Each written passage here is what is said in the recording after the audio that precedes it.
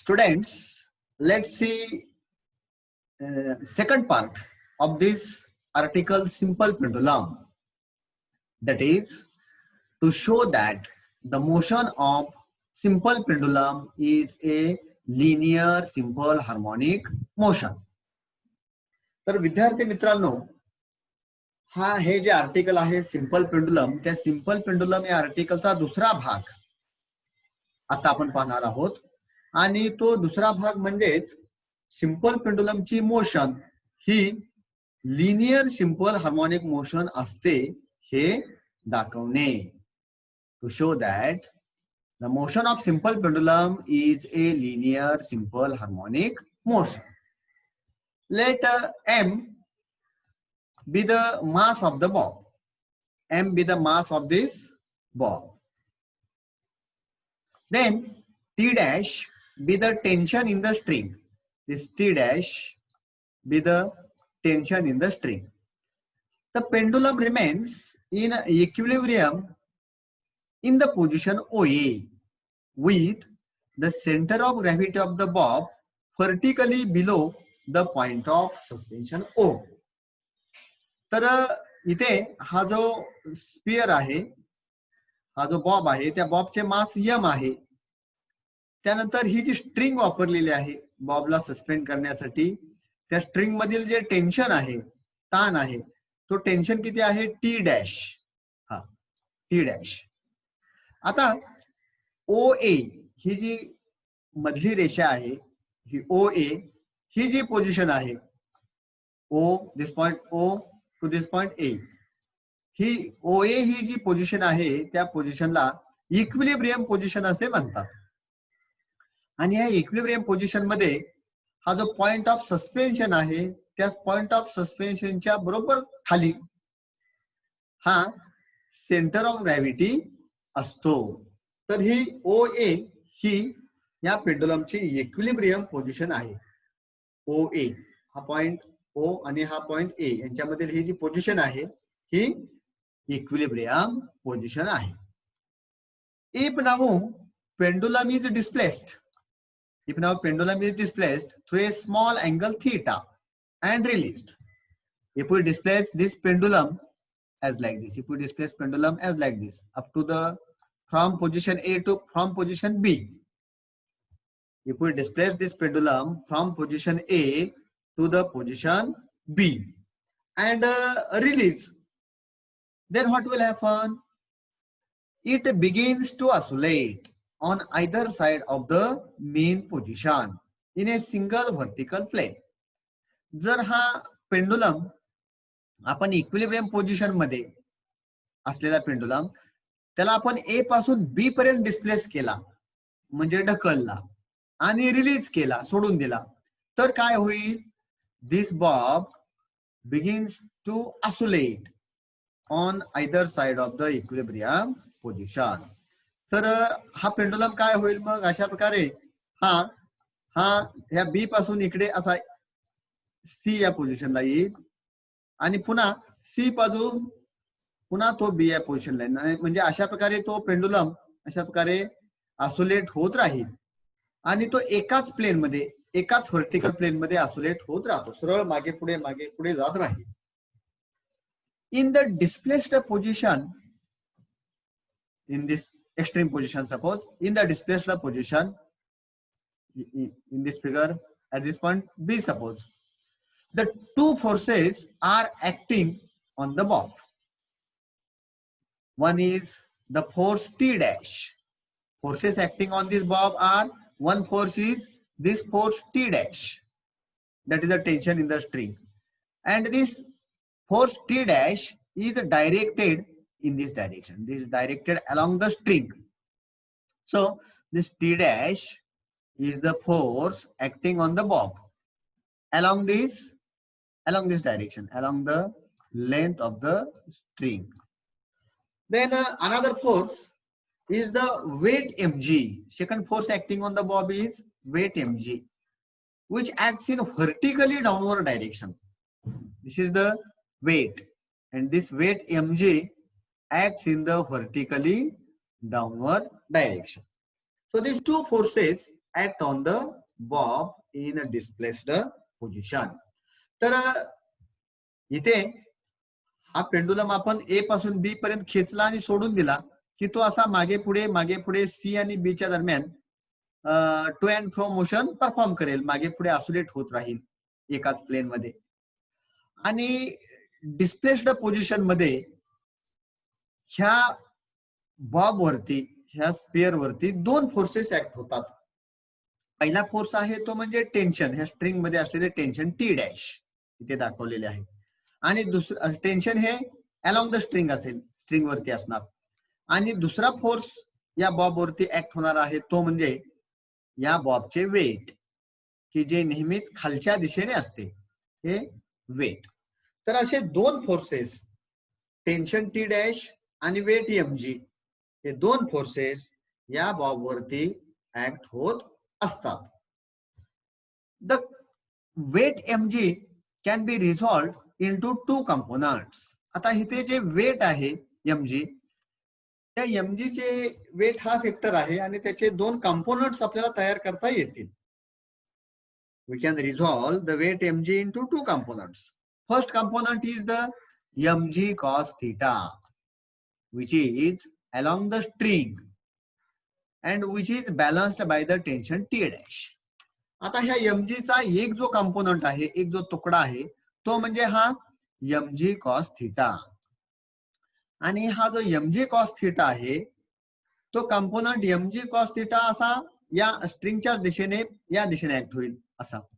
हा mg cos theta या डायरेक्शनने act होईल. आणि हा कंपोनंट mg cos theta आहे तो mg cos theta त्या कंपोनंटला बॅलन्स करण्याचे काम हा tension in the string T dash करते. Component mg cos theta is balanced by this tension in the string T dash. Now another component of this mg, it is the mg sin theta. This mg sin theta, mg चा जो दुसरा तुकडा आहे तो म्हणजे mg sin theta. This component mg sin theta, component mg sin theta, which is perpendicular to the string. This component mg cos theta is shown here, which is perpendicular to the string, is the restoring force acting on the mass m, tending to return it to the equilibrium position. तर हा जो component mg sin theta आहे, इथे हा दाखवलेला हा component mg sin theta हा या ठिकाणी या बॉब वरती रिस्टोरिंग फोर्स म्हणून ऍक्ट होतो आणि तो या बॉबला त्याच्या इक्विलिब्रियम पोझिशन कडे आणण्याचा प्रयत्न करेल. This component mg sin theta tends to bring the bob to the equilibrium position. तर mg चे आपल्याला दोन कंपोनंट तयार करता येतील. कोणते दोन कंपोनंट? mg cos theta आणि mg sin theta. मग mg cos theta ला बॅलन्स कोण करते? तर त्या स्ट्रिंग मधील टेन्शन करते टी डॅश. आणि मग त्या बॉब वरती किंवा त्या स्पिअर वरती ऍक्ट होणारा एकच फोर्स उरतो, तो म्हणजे कंपोनंट mg sin theta. आणि हा कंपोनंट mg sin theta या ठिकाणी रिस्टोरिंग फोर्स म्हणून कार्य करेल. Restoring force. आणि त्या रिस्टोरिंग फोर्स मुळेच या ठिकाणी असलेला बॉब, कोणत्याही ठिकाणी असलेला बॉब हा मीन पोझिशन कडे खेचला जातो. Therefore, restoring force is equal to F is equal to minus mg sin theta. आता आपण पाहिले होते हा जो कंपोनंट आहे mg sin theta तो रिस्टोरिंग फोर्स चे काम करेल. पण आपण या ठिकाणी restoring force is equal to minus mg sin theta असे लिहिले. इथे निगेटिव्ह साइन काय इंट्रोड्यूस केले? तर इथे आपण डिस्प्लेसमेंट जे आहे, अँग्युलर डिस्प्लेसमेंट, ती या दिशेने मोजणार आहोत. हा अँगल थीटा हा असा आहे अँग्युलर डिस्प्लेसमेंट, आणि रिस्टोरिंग फोर्स हा त्याच्या बरोबर उलट दिशेने आहे. Displacement away from mean position आहे आणि रिस्टोरिंग फोर्स टुवर्ड्स मीन पोझिशन आहे. ह्या दोन्ही डायरेक्शन्स अपोजिट आहेत. थीटाची डायरेक्शन आणि एफ ची डायरेक्शन अपोजिट आहेत आणि म्हणून इथे निगेटिव्ह साइन इंट्रोड्यूस केलेले आहे. F restoring force F is equal to minus mg sin theta. As this angle theta is very small, that is the less than 10 degree, we can write sin theta is nearly equal to theta in radian.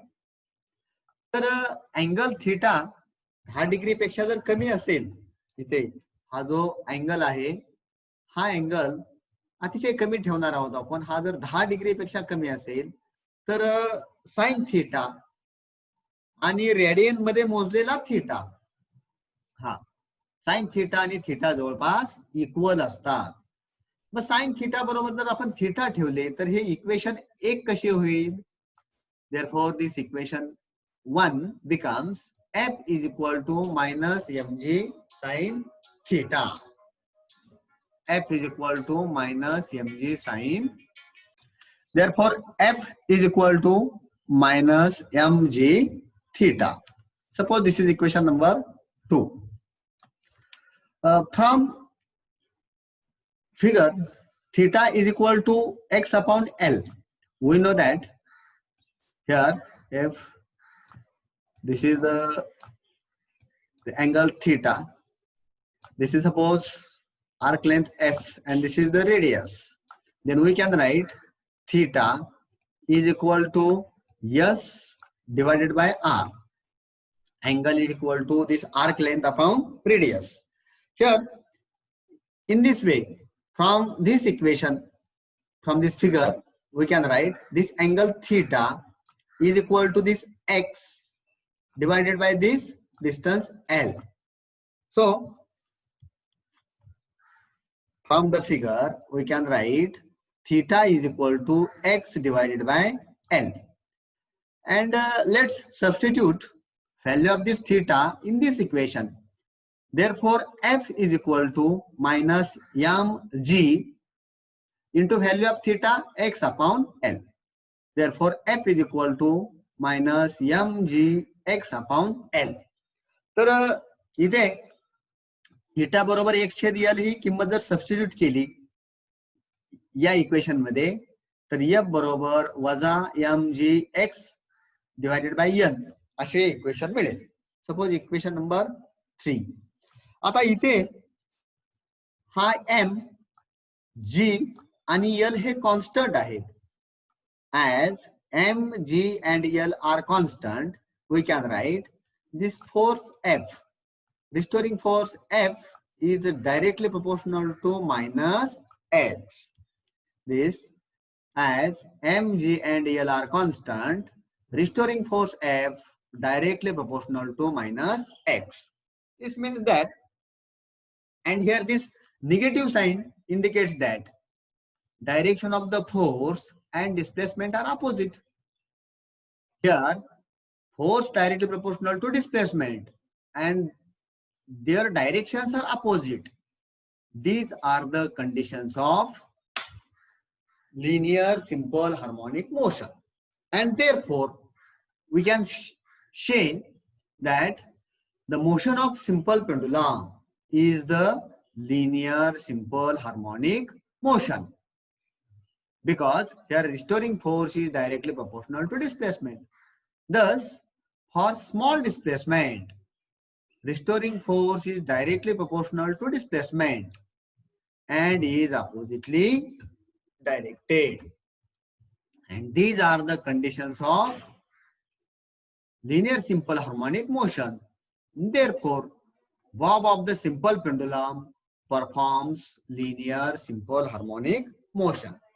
तर m, g आणि L constant असल्यामुळे आपल्याला काय लिहिता येईल? F directly proportional to minus x, म्हणजे restoring force directly proportional to displacement. इथे वजा चिन्हाचा अर्थ काय होतो? फोर्स आणि डिस्प्लेसमेंटच्या दिशा उलट आहेत. मग force directly proportional to displacement आणि फोर्स आणि डिस्प्लेसमेंटच्या डायरेक्शन्स अपोजिट असणे, ह्या दोन्ही गोष्टी म्हणजेच लिनियर इसेचमच्या त्या कंडिशन्स आहेत. म्हणून सिंपल पेंडुलमची मोशन ही लिनियर सिंपल हार्मोनिक मोशन असते असे आपल्याला म्हणता येईल.